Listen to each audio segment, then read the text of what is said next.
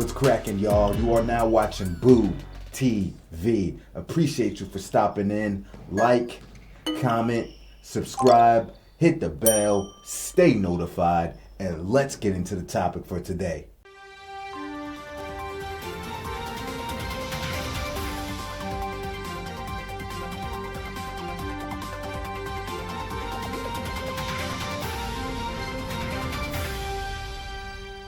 Breaking news. We have breaking news. Larry Joe Bird has resurfaced from the depths to get on camera and give an interview with NBA Top Shot. I don't know how the hell NBA Top Shot got to get this interview with Larry Bird. If he knows somebody personally that works for Top Shot or on that program, whatever the case may be, I don't know.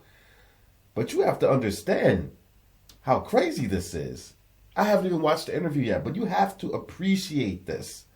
I haven't even watched it, and I already appreciate it because I know who Larry Bird is. Larry Bird, for lack of a better word, I don't mean this in a negative way, but Larry Bird is a bit of a recluse. No, he is a recluse. Larry Bird is an introvert. Larry Bird loves his privacy. He likes to be left alone, tend to his family, tend to his friends, tend to his personal life, doesn't want to be on the cameras, doesn't want to talk to everybody, doesn't want to be around for big groups necessarily, the big NBA top 75 gatherings. He wasn't even there for that, I found out. He likes his peace, his quiet. He likes to do the things he likes to do in privacy. Whether it's playing golf, whether it's going fishing, whatever he's doing now into his older age, whatever makes him happy. These are the things he loves to do. And nobody has to know about it. And he doesn't want everybody to know about it. I don't remember the last time anybody got Larry Bird on camera to talk, but I would have to say it's probably been at least 3 years. I don't think he's been on camera since COVID. I could be wrong there. If anybody knows the answer to that, let me know in the comment section. But I could not believe, for the longest, I was like, are we ever going to see Larry Bird again get on camera? I know it's going to happen eventually, at least one more time. But when? And then lo and behold, it pops up on my feed. And I'm like, yo, we got Larry. Larry has come out of the darkness into the light, into the public spaces to share with us again. And I love these Larry Bird interviews. He is so much fun to listen to. So enlightening. I am beyond excited right now. And y'all know I love these interviews. Y'all think Michael Jordan.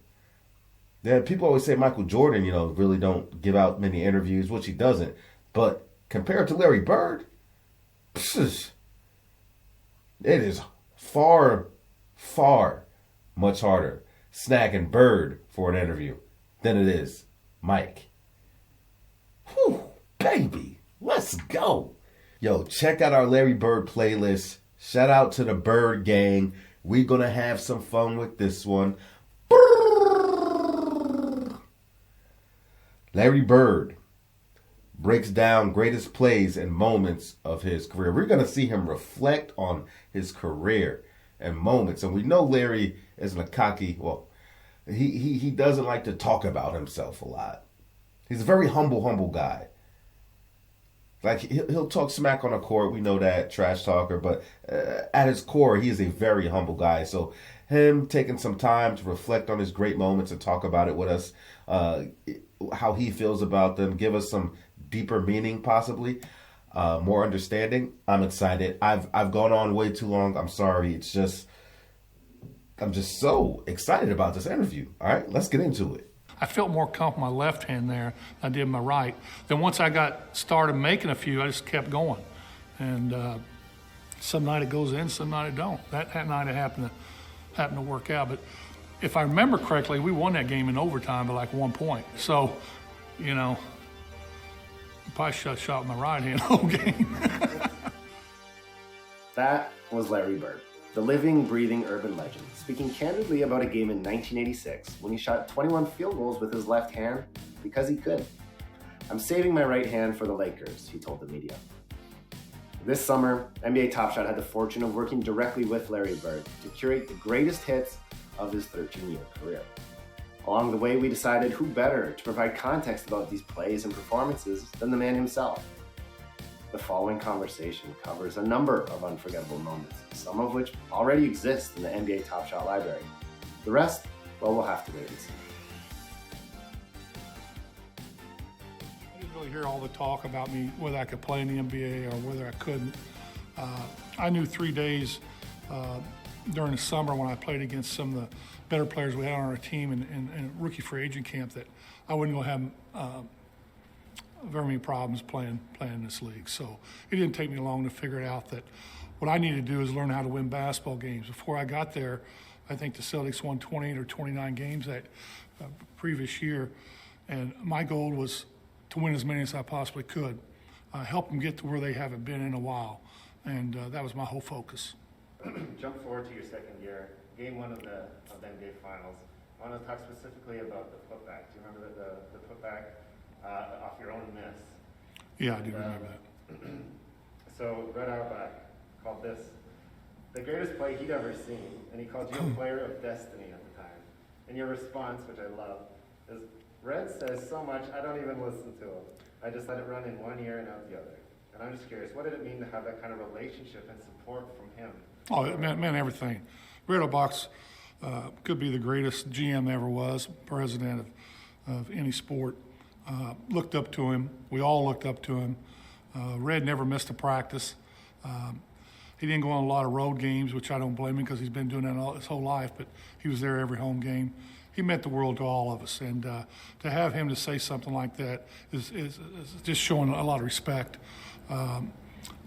Not only to me, but I try to give as much respect back because he was beloved and he meant everything to us.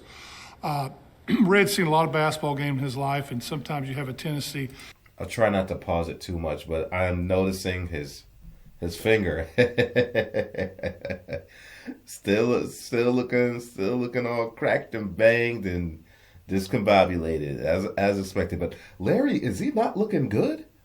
Is he not looking good? Dude's looking all right. Dude looks healthy. Looking spry. Look at him. I'm digging the shirt too. Flavor, baby. In the moment to forget about the other ones. But it was a good play. It was a horrible shot I missed, but I was able to gather it and in the air, switch hands and get it to my left hand and make it. Just so happened to be in a big game, game one of the 1981 finals against Houston Rockets. That I think that's why it played up with so much hype. But still, it's something that I always did back then, was always follow my shot. Because the guy that's shooting the ball knows whether he's going to make it or miss it most of the time, whether it's going to be short, long, left, or right. And when I released the ball that day, it was way off to the right, and I was just trying to chase it down. That seems like the type of read perfect, shooting alone in a driveway, just reading the ball off the rim. I love that. You mentioned that this series in your book and playing against Moses Malone, it gave you a new appreciation for rebounding. Do you recall the specifics about that? Well, I was always a very good rebounder in high school and college. I think in college I averaged like 14, in high school I averaged 20. So I was always able to rebound, always had the ability to seek out the ball and go get it. But when you play against guys like Moses Malone and some of the top rebounders in the league, the one thing that they always have a second jump. I never had the second jump, but they can keep the ball alive and tip it to themselves or take it off the bank board or off the rim and get that second jump to get it. And I was always amazed how he's able to not only use his body, but his strength and his legs to get in a position to rebound. Now, you mentioned this already, but when in your first season, you had the biggest single season turnaround in wins, and then a title in your second. You're just 24 years old right now, a sophomore. And, hindsight, we know you guys have your own dynasty. But what was it like sort of continuing that, that storied legacy, that era of dominance for the Celtics? Did you appreciate that at the time? Not before I got there, but after I got there, I really learned about what it was all about. When I played in the Garden,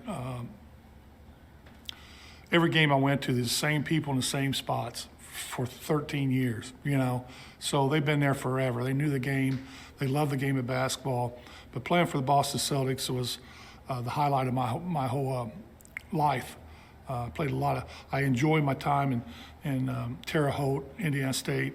We did something incredible there, but playing at a high level and doing it for a living was the highlight of my career. And it happened to be in Boston, which is a city that I respect and love, and the best time of my life. You joined a team that had some of the very established players like Dave Cullins and Tiny Archibald. What was playing with those guys like? It's always great to play with great players. It makes the game a lot easier. But the one thing that we did my second year, we picked up Robert Parrish and Kevin McHale. Now, we didn't know how they was going to fit in, but they fit in very nicely. And after we won the championship in '81, I feel like we had a good enough team where we could start a destiny and win a lot of championships. Unfortunately, there for 3 years we didn't do much, but from '84 on, we played pretty well. Okay. Let's jump forward. I want to jump all the way forward to the '84-'85 season. And that's kind of a fun one. On March 12th, 60-point game against the Hawks. You almost didn't play this game. Do you remember why? Yeah, I remember every bit of it. I had a lot of problems with my hamstrings before that game. When we went to New Orleans I think it was on a Sunday or Monday, the day of the game, I got up and I couldn't hardly move. And the reason for that is I ran in a 5-mile race. It was either on that Sunday or Saturday back home. Once a year, we had this run, and right in the middle of the season, and I always loved to go outdoors and run, and I always participated in it. But for some reason this time my hamstrings got real tight. And before the game, I was over an hour and a half before the game, doing everything I could to get loose. And finally, right before game time, they felt really good and played and shot the ball extremely well that night. And the shots that you hit down the stretch are superhuman. Contested fallaways when poor Dominique Wilkins, leaners that called off 4-point play. What do you remember about that final quarter? And did you know that when did you know that this was more than just a good shooting night, that the record was, within reach? Well, Kevin McHale broke the all-time record a couple of weeks before that and against Detroit Pistons, and I did not want him to go out of the game. There's a couple minutes left, and I told him to stay in, go for 60, and that's a number in my head that I wanted him to get. He ended up with 56, so a couple weeks later, when we were playing in New Orleans, and people always say, well, how'd you know how many points you had? Well, you didn't have to keep track of them. You never do. You just play the game. But the announcer let me know every time I scored. So he'd go 48, 50, 52. And when it got to that with like 3 or 4 minutes to go, I thought I might as well go ahead and try to get 60, and that's what I did. How about that? Now, you mentioned specifically the Kevin McHale record a few days prior.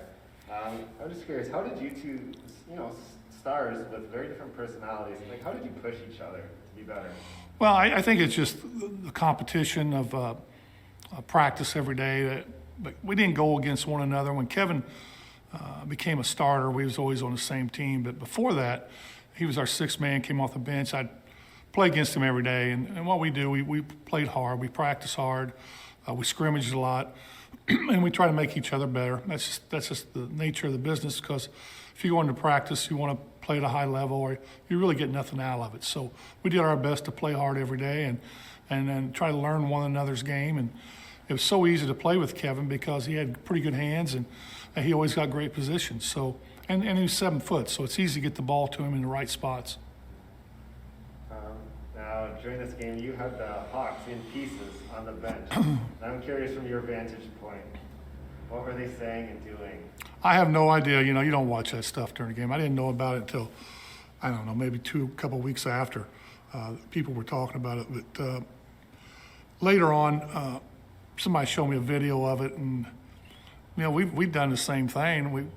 I remember Andrew Toney in big games from Philadelphia come in and start making crazy shots, and or Vinny, the microwave. we don't fall off the bench like that, but we sit there and go, man, this is unbelievable. What are you going to do to stop him? And so I've been on both sides of it. And you mentioned specifically, again, in your book, and you sort of said right after the 60-point game, one that you're maybe more personally proud of is the one where you had a triple-double with 9 steals. I don't even think you played in the fourth quarter at all. Well, that was in... Funny. I was just randomly thinking of things a couple days ago, and for whatever reason, the Larry Bird triple-double with 9 steals, didn't play the fourth quarter, just popped in my head, and I just started thinking about it. It's like, man, I just really wished he would have just went in the fourth quarter, got that last steal, and boom, quadruple-double with 10 steals. It's like one of the biggest what-if moments in basketball history.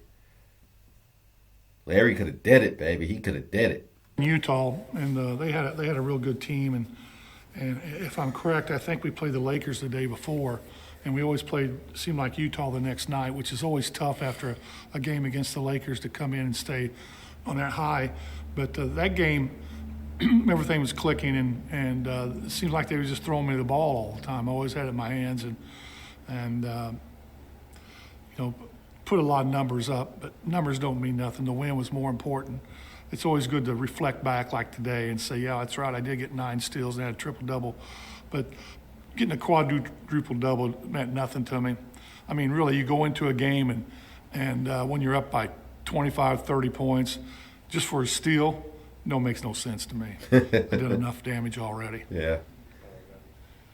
Fast forward to the next season. He's right. February 8th, it's All-Star Weekend, and you're participating in the very first three-point contest. And you did. From the moment that you found out that you would be participating in the contest, what did you do to prepare? This is uncharted. Well, territory. yeah, it is uncharted because we never shot a lot of threes, and I never practiced them. I mean, every once in a while I go out there with Danny Ainge and we'd shoot a few, but I didn't really know if I wanted to be in the three-point contest until a couple of my teammates told me I wouldn't win it anyway. So then I had to go out and prove to them that I could win the thing. I'm a very confident player. The one thing I didn't. So we can thank Larry's teammates for a big reason why he even entered the three-point contest. Hey, this is stuff I never knew. I don't know, some of y'all might have heard this before, but for me and the things that I've watched and that I've read so far, I didn't know that he wasn't even really feeling it like that. And so his teammates started smack talking him. He's like, all right, well, let me go ahead and do this. Let me show y'all what Larry Bird about, baby. Back to back to back. 3 championships in a row at the three-point contest. And the winner of the very first three-point contest in NBA history. Know if I could do it. You had 25 balls and you had time. You had to get them up. Never done anything like that before. So me and Danny started practicing a little bit, and next thing you know, we're out there playing and shooting, and the more rounds you go through, the more confidence you got. There was never a time where I thought I couldn't win the competition. There's always a time where if the ball was flowing right, the more I shot it, the better I got. But my whole mentality of that was if I got through the first round, I was going to win. Now, one advantage that you had versus some of the other players in the contest was a little bit extra experience, shooting under pressure. And you seem to have fun with that, breaking the ice in the locker room with the now mythical line. So who's coming in second? What do you remember about that exchange? Well, it wasn't a big deal. It's just that it's a very somber locker room. Nobody was saying anything because we compete against each other, mostly on a nightly basis. And there's not a lot of rapport going back and forth, but pretty quiet. Guys, a little nervous. A lot of the guys that was in the competition were great shooters, but they were bench players. They didn't play maybe 12, 10 minutes a game. So it's a whole different feeling when you get out there because when you're shooting that basketball and there's 20,000 people in the arena, there's 40,000 sets of eyes on you. It's a little different. And it's just you. So I knew they was under a lot of duress anyway. So I said it just to break the ice, but I didn't think it would ever leak out of there. But truthfully, I meant it. I mean, I knew I was probably going to win the contest. Casey Jones said, Larry has that Muhammad Ali kind of approach. He gets to you and your mind before the fight begins. By the time you step in the ring, you're 40 points down. And I'm just curious, where did this sort of playful but unwavering confidence come from for you personally? Well, my confidence came from me shooting basketball by myself for hours upon hours. I mean, it's not, I didn't pick up a ball on a Saturday and decide I was going to score 40 a game. I mean, that preparation came way before that. So I played a lot of basketball in my life and did a lot of shooting and from every angle, from every position. Then once I grew, be 6'9", the game became a lot easier. But I put my time in, so I knew I put more time in than anybody else. And I had skills that other people didn't have, so I had a lot of confidence in whatever I did out there on the basketball court. Would you say, was there a comparable player that would talk on the court like you would? Who would you say the greatest trash talker is? Well, I mean, everybody talks about this trash talking stuff, but, it's a little bit overblown. I mean, I said some things, but the talk didn't go on and on and on. You had to play the game. But some guys would say things. Guys walk up to you when you're on the free throw line and walk by and say something. But mine wasn't doing anything to disrespect people. Sometimes you get into it with players and you say things, but more is just fun. Dominic Wilkins is a guy that I respect more than anybody I ever played against. And I talked to Dominic just being him. Nobody knew we was talking. And what a great player. I love to compete against him. But he used to laugh at me. Larry's right, though. Like, many people regard Larry Bird as the greatest trash talker of all time. And I'd probably have to disagree from what I've said. But Larry, like Larry said, he's never been disrespectful. He's never crossed that line. Larry Bird's trash talk is absolutely hilarious. It's hilarious. His personality is great, and it's perfect for great trash talking moments. It's crazy how he can get in people's head. It really is. And then you get into it with him, just going to fire him up even more. Now you in trouble. I thought it was pretty cool. Now changing speeds a little bit. You didn't shoot a lot of threes during this era. No one really did. But you were one of the first to flourish there, starting around in the mid-'80s. When did you start seriously working on your range? Well, I never did. Like I said earlier, I never did practice a three-point shot much. The one thing that I remember most about the three-point shot was you could use it to your team's advantage at the end of games, to ice games, deflate other teams. But I can also remember in the mid-'80s, Casey Jones was the coach, and he came in the locker room for the game and told us we shoot too many threes. And we probably shot maybe 8 or 9 the game before. Well, we're playing New York, and the ball goes up, and Robert tips it out. Danny Ainge picks it up and fires up a three, first shot of the game. And I'm going, well, I guess that's out the window. But, there wasn't a mentality that we had to shoot 30 threes a game like they are now. I mean, I know coaches in our league like to shoot 50 a game. But back then, not with the Celtics, we were a big team. We liked to pound ball inside and go inside and out, So the three... It's really how, well, he's not just the Celtics, but that's generally how the game was played across the board. Bear in mind, every team had very unique play styles, very unique plays, things they did differently. Teams were more unique back in Larry's time, and it made basketball a lot more fun to watch because it's like, I get to see this team's play style go against how this team plays. Well, let's see how these two styles, play out against each other. But now you just don't get that. And all these teams play exactly the same. And it's just hoisting up threes. And like Larry said, back then you shot 8 threes. And coach was like, y'all shooting too many threes. Bro, nowadays you got two players alone in one quarter of basketball shoot 4 3-point attempts per. That's just 2 players. Per.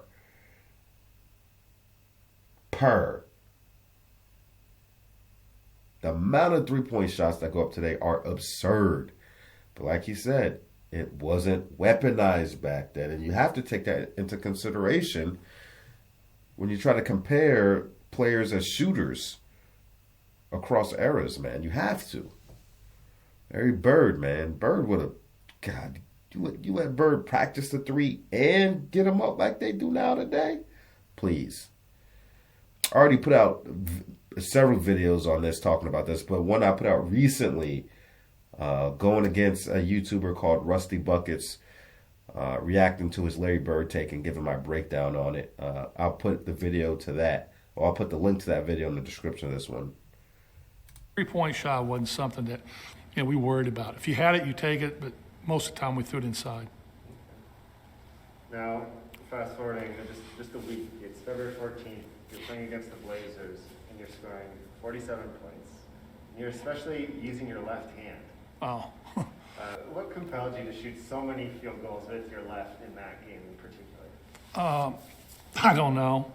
I had a good left hand around the basket, and they always, if you watch, if I remember the game correctly, they would force me left to help, and they wasn't getting there quick enough, so I had shots around 5-6 foot with my left hand. I felt more comfortable with my left hand there than I did my right. Then once I got started making a few, I just kept going, and some night it goes in, some night it don't. That night it happened to work out. But if I remember correctly, we won that game in overtime by like 1 point. So, I probably shot with my right hand the whole game. Now, Jackie McMullen wrote in the book With You in Magic that the Celtics at this time were young, loose, cocky, and together. Yeah. Nowadays, as we look back at that 85-86 team, as one of the best in league history. Right. What was the mood on that team compared even to Celtics teams prior? I played on some really good teams, but nothing quite like that one. Bill Walton made a lot of difference on that team. Jerry Sistine coming in from Indiana as a backup point guard. Scotty Webman was there in '84, but he was a top player for us off our bench. Our bench was just as good as the starters, I thought. But Bill Walton was the key. Bill came in and coming off a lot of injuries for a lot of years, felt relatively healthy. And we felt if we could keep him on the court 10 or 15 minutes a game, we're probably going to win a championship. It all came down to whether we was going to be healthy or not. And we stayed pretty healthy. I think Bill played in 80 games that year, and we just felt that nobody could beat us, not in a 7-game series. Now fast forward to June 8, 1986. It's Game 6. So this is following a heated Game 5, the Ralph Sampson incident, but the Boston crowd in Game 6 was intense. Yeah. And how would you describe Celtics fans and the environment that they created? Well, it depends on what game. I played there on Sundays at noon, and I always said they should have went to church instead of coming to the game because it sounded like we were playing in a church. But then I fire them up, and here they come, So I can remember Bill Walton. I got there real early, and I got my stuff done, and Bill Walton came in the locker room. He goes, "Them fans want blood, and they don't care whose it is." And, I lived that life for 13 years, and that was Bill's first year.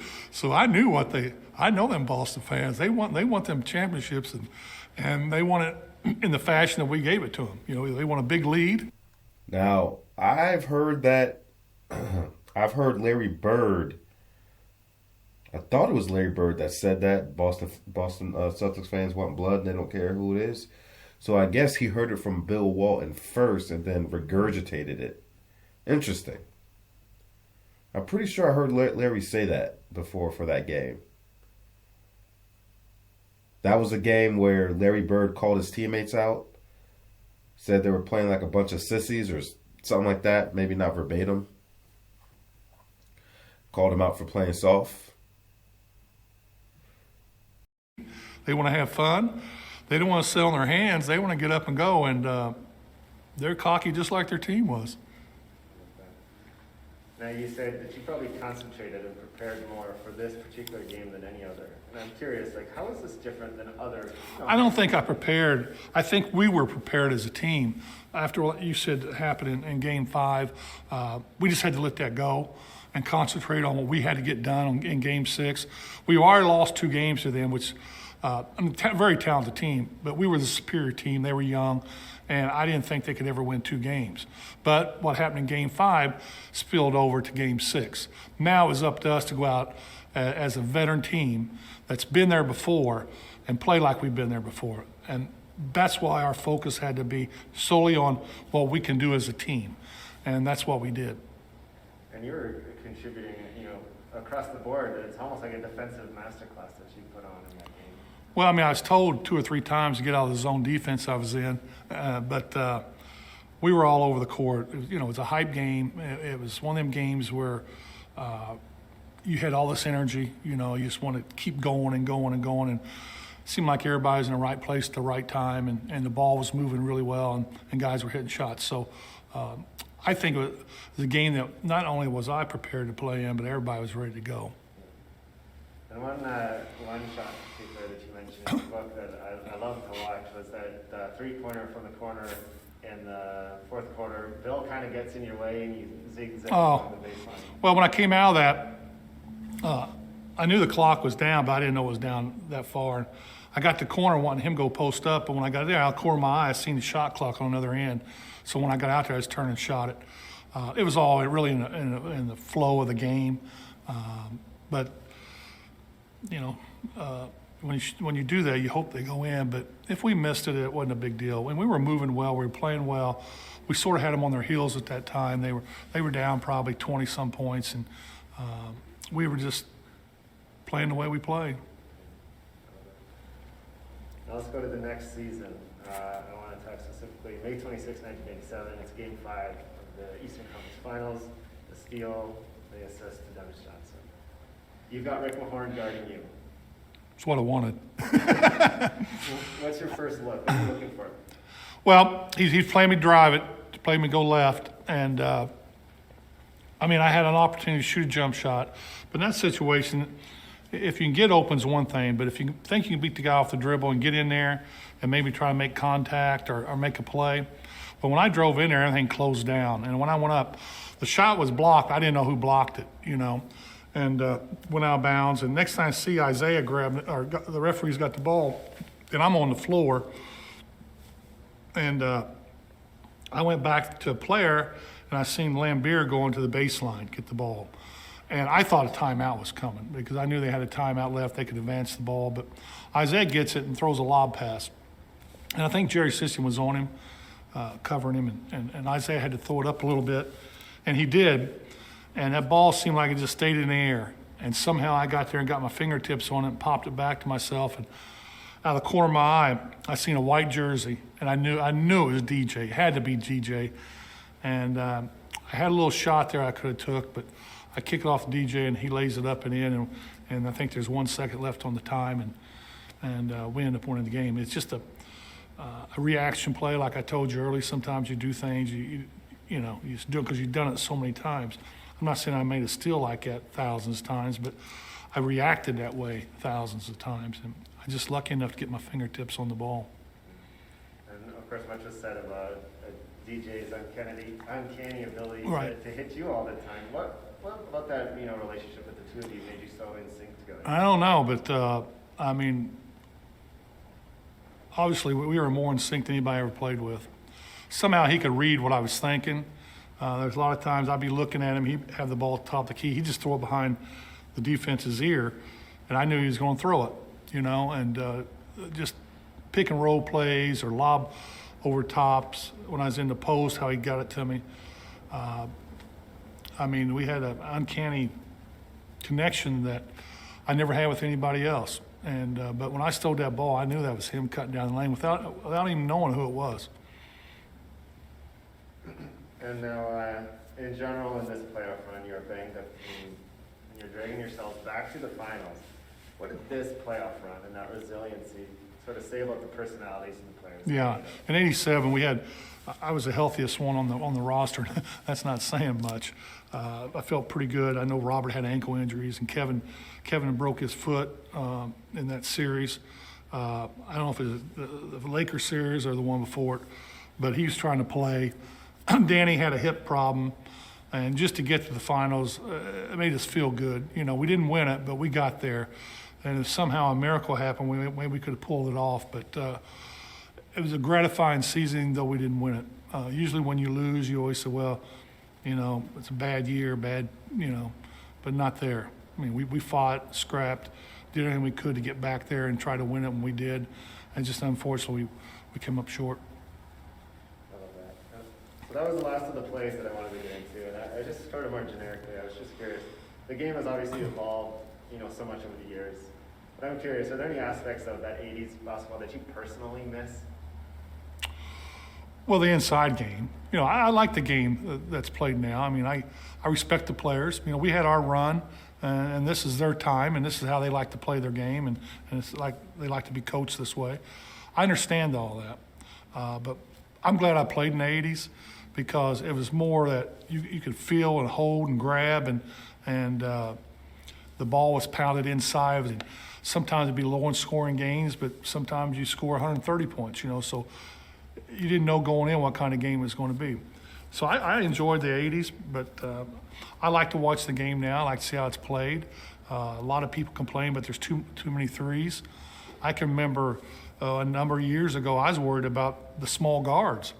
When you see Magic Johnson come in at 6'9", and the taller guards, 6'6", 6'7", coming in, I was wondering where the 6'3" guys and 6'2" guys, where their place in our game was going to be. Well, all of a sudden the three-point line opened up, and now where's the big man going to be? Everybody's going smaller. And the last question for my part here is, for new fans that are coming up and are just sort of getting that first taste back into your era, what do you want them to know about your legacy, the Celtics legacy, the generation's legacy? Yeah, if you look at the history of the game, every decade's different. The game changes. They always try to compare players now to back in the 80s and 70s, and which you cannot do. It's a whole different ball game. They talk about the private jets, the no back-to-backs, no 4 and 5s. I can remember one season we played 3 in a row. Well, we were young. We could do that. But you even look back further than me. Guys were on trains for days. They played double hitters on Saturdays. Not 2 games one day, but one team would play and they play the next one, the next night, or the night game. But the game's changed so much, and the preparation for games as far as health, rest, it's so much different than it was in the 80s and even in the 50s. It's better. I think they're looking out for the players' health a lot more, and I think it's only going to get stronger. And I'm happy to be a small part of all of it. Thank you so much. Yeah, thank you.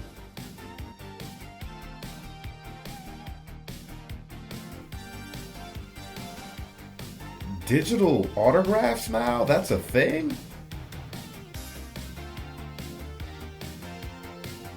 I gotta have it, yeah. I gotta have it wet. A wet signature, man.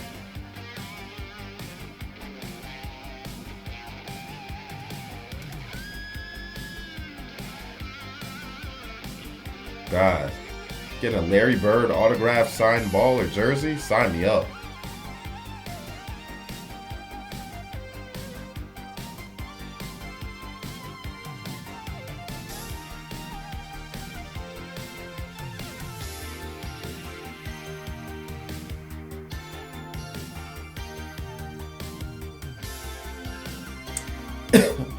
I have some NBA Top Shot cards. I bought some when it became hot. Larry Bird is an ambassador of the NBA. He'll never call the current NBA soft. He'll never call them, sissies. He won't really criticize the game. I'm not going to say he won't criticize the game, but he'll never throw the league under the bus, especially as a all-time great, a pioneer of the league, and a guy that continues to want to see the league move forward and grow and evolve into whatever product it is for that era. So he'll never openly come out and just bash the league, and that would be in poor taste. But I don't blame the guys. I don't blame the greats that do bash it. Trust me, because I agree with them. But Larry Bird, being the ambassador of the NBA that he is, being the all-time great that he is, a man that represents an entire era of basketball as arguably the best player of that era. Some people say Magic Johnson, some people say Larry Bird. Whatever you pick is whatever. But he has to continue to be a class act, be a gentleman, and continue to prop the league up in an attempt to move it forward to greener pastures, I guess you could say. He's better than me. He's better than me because I'd be one of the guys out here smack talking. But Larry be the first to tell you. He say, "Hey, we had our time, we did it our way, and now it's these guys' time, and they're doing it their way." He pretty much did say that in this interview, but I've heard him say similar things in the past. Often players don't really, go back and reminisce all too often.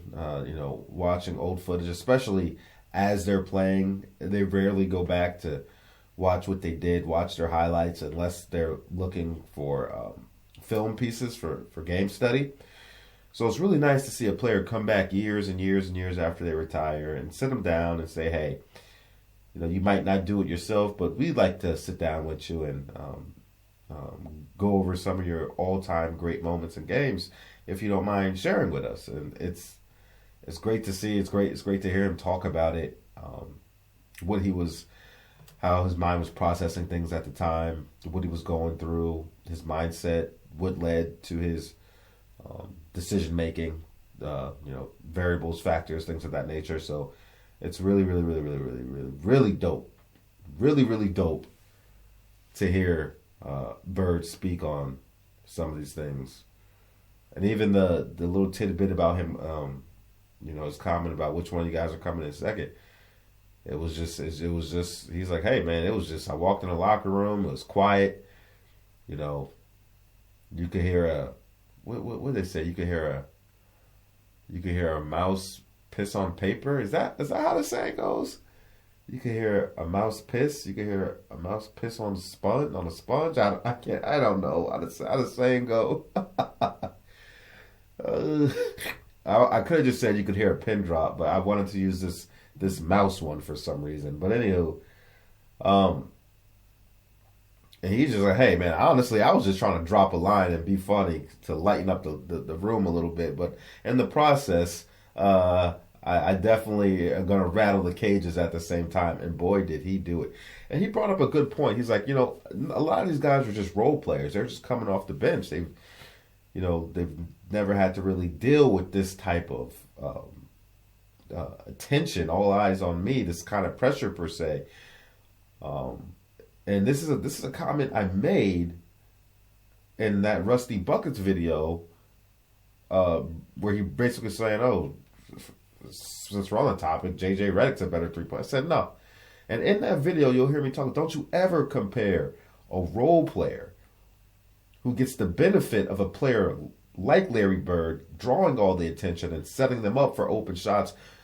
Don't you ever compare him as a 3-point shooter to Larry Bird, where the defense and all the attention and all the eyes were on him with the ball. He has the ball, 4 and 5 sets of eyes on him at all times. Nobody's looking at the role players. The role players are moving around, waiting for Larry to give them an open opportunity. There's no comparison. Because if you put those role players in Larry's position with their same skill set, they ain't doing nothing. They ain't getting off shots that easy. Guarantee you those 3-point shots ain't looking the same. And they're not going down with as much regularity either. That's something we have to take into consideration. And I'm glad Larry said that. I'm glad he said that because I made that very same point in that video where I reacted to Rusty Buckets. Like I said, I'm putting the link to that video in the description of this one. Here. I like that he went back and spoke on the Detroit Pistons game. I actually did a video of that, breaking down that whole play with him and DJ Johnny Most on the call. Bird! Oh, Bird, the still back to you think you was in. Oh, Boston Celtics are up. This arena's going crazy. I love that. Because after DJ hit the layup, if you watch DJ, he's not celebrating, doing anything. He gets right into the defensive mindset and starts to guard the inbound pass. Now, his foot was over. He was kind of out of bounds. I don't know if there's a rule. There had to be a rule even against that back then. But still, the fact of the matter is, he went straight into a defensive mode The game was not over, and he knew that. DJ had an amazingly high basketball IQ, and it's probably like he said. Larry's like, I don't even know how this guy we were always just on the same wavelength. I don't get how he knew what I was thinking all the time, but it was magic, and it was. Him and DJ, man, rest in peace. Dennis Johnson, the most underrated great point guard in the history of the NBA. This guy's name never gets mentioned. Never. DJ was a beast before he came to the Celtics. Pay homage, baby. Pay homage. It's always a pleasure listening to Larry Joe Bird talk, man. After he gave this interview for NBA Top Shot again, that's the the blockchain card, sector of the NBA. But how they got this interview, man, I'm shocked. I wouldn't have thought the interview would have been from NBA Top Shot. If you would have told me Larry Bird just did an interview with some NBA branch, I would not have thought that. Maybe like an exclusive NBA TV interview or something, but man, crazy. Hey, now after he surfaced for this, I expect him to go back into his shell there, and it might be a couple more years before we see Larry come out again to shed light on us. You know what it feels like? It feels like when I saw this Larry Bird interview, what it felt like to me was like a superhero that left and then came back. Kind of like Superman Returns, right? The man of tomorrow has returned. When Superman just came back out of nowhere. He's back. He's back. He's back. He's back. He's back. That's kind of how I felt. I was like, yo, Bird. That's how I felt.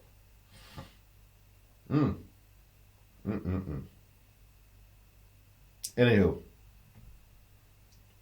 y'all let me know what you think about it. If you have any context you would like to share with me, let me know in the comment section. If I misspoke on anything, which I do a lot, please correct me in the comment section. Don't hold back. Don't hold your breath. You're not going to upset me. I need the criticism. I need the constructive criticism. I don't mind it.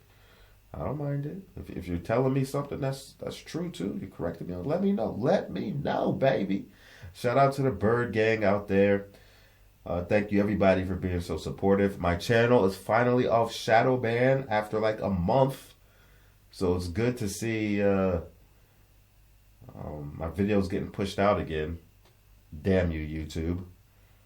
And for anybody wondering, Larry Bird, to me, for those of you that have been on this channel know this already, but for those of you that are new, I believe Larry Bird is the third greatest player of all time, in my opinion. I also believe Larry Bird is the greatest small forward of all time. Yes, I think Larry Bird, to me, is a greater player than LeBron James. Sorry, Bronsexuals out there. I got Bird over Bron. I said it. Probably pissed you guys off, but it is what it is. That could be another video for another day. Wait, I've already done a video about that. Probably more than one. Shout out to the Bird gang again. And everybody else, thank you for the support. Much love. I appreciate you guys. And I will catch you on the next one. We out, baby.